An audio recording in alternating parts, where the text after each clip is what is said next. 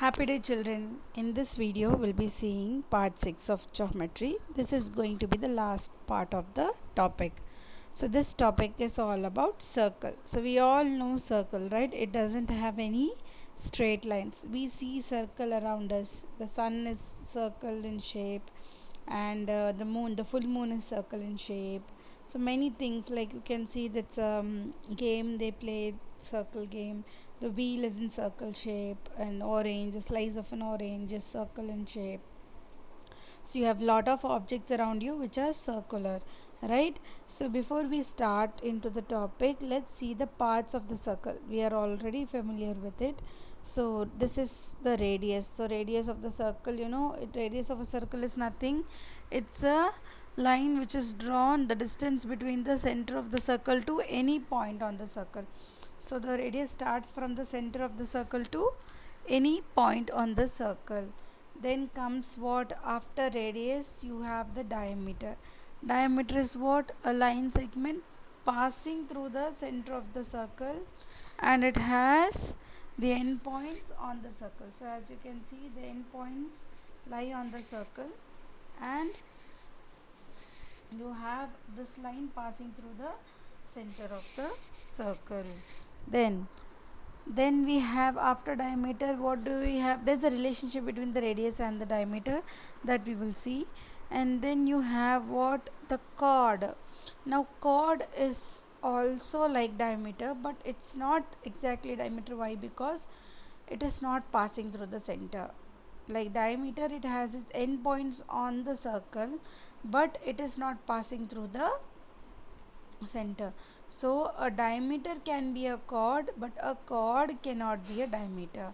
You can also call the diameter as a chord because yes, its endpoints are lying on the circle, so this can be a chord, but a chord cannot be a diameter because it is not passing through the center. Then you have learnt about radius, diameter, chord, center.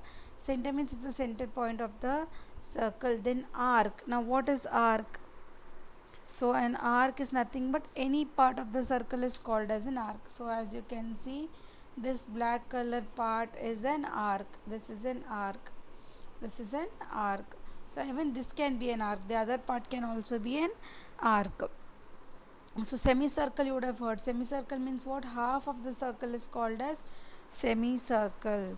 So this was the part of the circle. Moving on to radius and diameter. If you remember, I told there's a relationship between radius and diameter. So diameter of the circle is twice of the radius. Means what? 2 times the radius is diameter. So if they have given you radius and they are asking you to find the diameter, what you will do?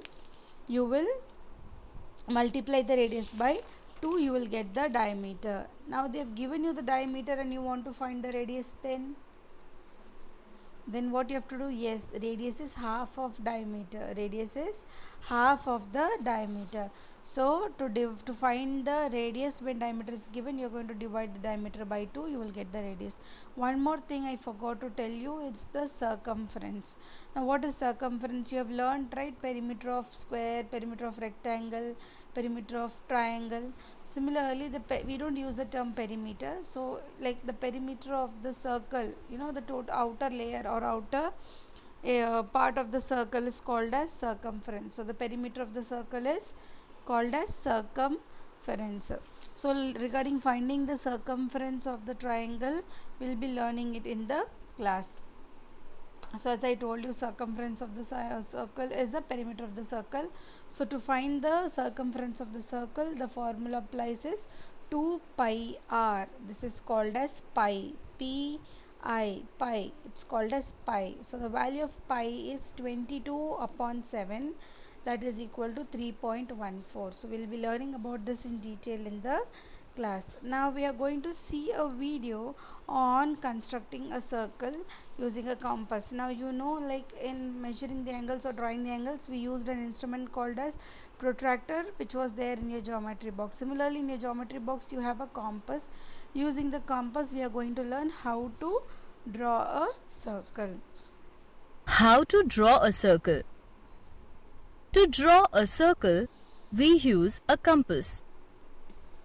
A compass has 2 arms, a metal arm and a pencil arm, connected by a hinge. Step 1. Keep the metal point of the compass firmly on a fixed point. Step 2. Stretch the arm of the compass that holds the pencil. Step 3. Move the pencil arm around, keeping the metal arm fixed. Hey, look, we have drawn a circle. Now, let's draw one more circle, but this time with a radius of 4.5 centimeters. Step 1. Use a ruler to set the distance between both the arms as 4.5 centimeters. Step 2. Place the point of the compass on a fixed point. Step 3. Move the pencil arm around to draw the circle.